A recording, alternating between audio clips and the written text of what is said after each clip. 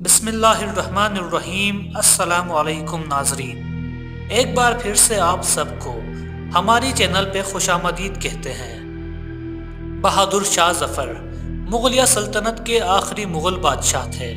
وہ ایک شہنشاہ ہونے کے ساتھ ساتھ ایک شاعر بھی تھے۔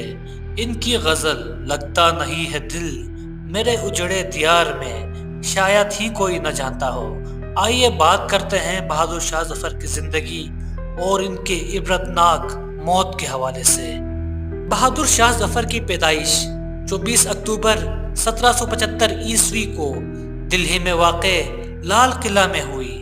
بچپن سے ہی انہیں شعر و شاعری کا شوق تھا۔ مشہور زمانہ شاعر مرزا اسد اللہ خان غالب ان کے استاد رہے تھے۔ ان کے دربار میں اکثر شعر و شاعری کی محفل انعقاد ہوتی رہتی تھی۔ بہادر شاہ ظفر کی 4 بیویاں تھیں، جن کے نام بیگم اشرف محل، بیگم اختر محل، بیگم زینت محل اور بیگم تاج محل تھی۔ ان کے 4 بیویوں سے بہادر شاہ ظفر کے 20 بیٹے تھے۔ بہادر شاہ ظفر کے والد اکبر دوم کو جب برطانوی ایسٹ انڈیا کمپنی نے قید میں ڈالا، اس وقت حکومت میں ان کی جگہ ان کے کسی ایک بیٹے کو شہنشاہ کے عہدے پر فائز ہونا تھا۔ بہادر شاہ ظفر کا باپ یہ نہیں چاہتا تھا کہ وہ اس کا جانشین بنے۔ اکبر دوم کی ایک بیوی نے اپنے بیٹے مرزا جہانگیر کو ان کا جانشین بنانے پر مجبور کیا، مگر جب مرزا جہانگیر نے لال قلعہ میں واقع ایسٹ انڈیا کمپنی کے رہائش گاہ پر حملہ کیا تو ایسٹ انڈیا کمپنی نے اسے ملک بدر کروا دیا۔ اس طرح بہادر شاہ ظفر مغلیہ خاندان کے 12ویں اور آخری شہنشاہ مقرر ہوئے۔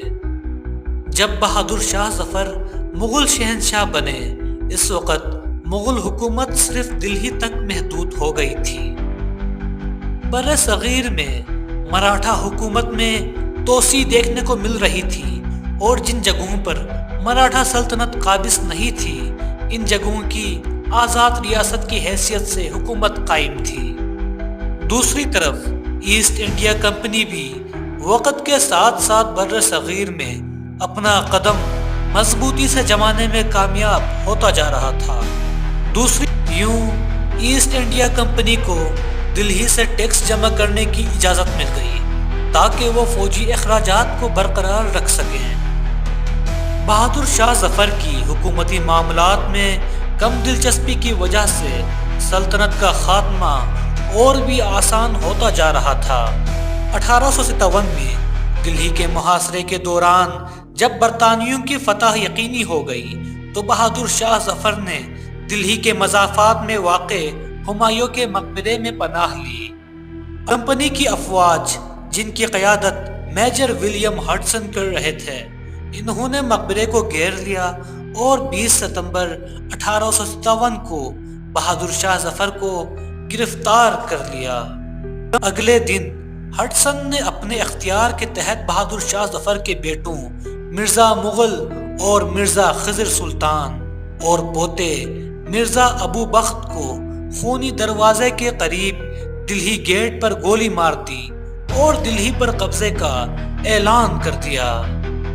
جب بہادر شاہ ظفر کو اپنے بیٹوں اور پوتے کی قتل کی خبر دی گئی تو کہا جاتا ہے کہ وہ اتنے صدمے اور افسردگی میں مبتلا ہو گئے کہ کوئی رد عمل دینے کے قابل نہ رہے۔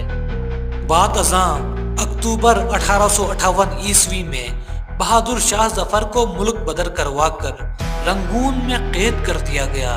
اس طرح باقی کی زندگی انہوں نے قید میں گزاری۔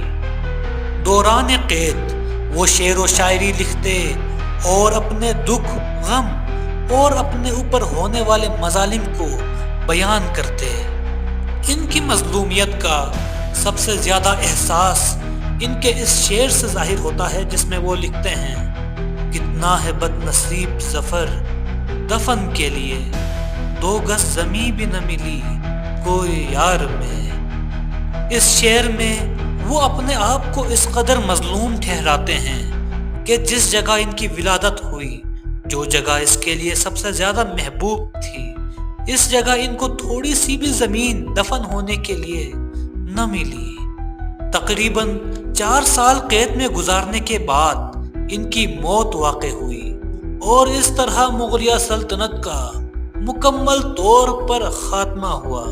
16 فروری 1951 کو ان کی قبر کی دریافت کے بعد ان کے مزار کو تعمیر کیا گیا اور اسے بہادر شاہ ظفر درگاہ کا نام دیا گیا۔